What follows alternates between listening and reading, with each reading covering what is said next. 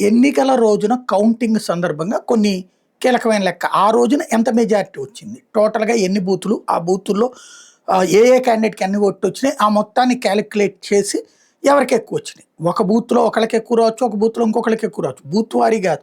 Total బూతులన్నీ కలిపి ఎవరికి ఎక్కువ వచ్చినాయి అన్న దాని ఆధారంగా విజయం ప్రకటిస్తారు. ఆ తరువాత డీటెయిల్డ్ ప్రొఫార్మా ఉంటుంది. ఫార్మ్ 20 డేటా ఇస్తారు. వాటిట్లో బూతుల వారీగా ఎవరికి మెజారిటీ వచ్చింది ఎక్కడ అన్నటువంటిది తేలుతుంది. సువేందు అధికారి మొన్న ఒక ఆగ్రహం వ్యక్తం చేసి తనుండే డివిజన్‌లో తనకి ఓట్లు తక్కువ వచ్చినాయి. ఏది నందిగ్రామ్‌లో. అందుకని ఆ బూత్‌ని పక్కన పెట్టి మిగతా బూతుల అభివృద్ధి మీదనే కాన్సంట్రేట్ చేసుకొచ్చింది.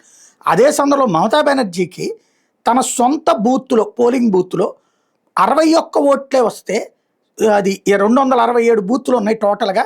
అందులో మమతా బెనర్జీ బూత్‌లో 61 ఓట్లు మమతా బెనర్జీకి పడితే, సువేందు అధికారికి 205 పడ్డాయి భవానీపూర్ బూత్‌లో. దాంతో ఇప్పుడు సొంత పోలింగ్ బూత్ ఏరియాలోనే మమతా బెనర్జీకి భారీ దెబ్బ అన్నటువంటిది చర్చ తెర మీదకొచ్చింది.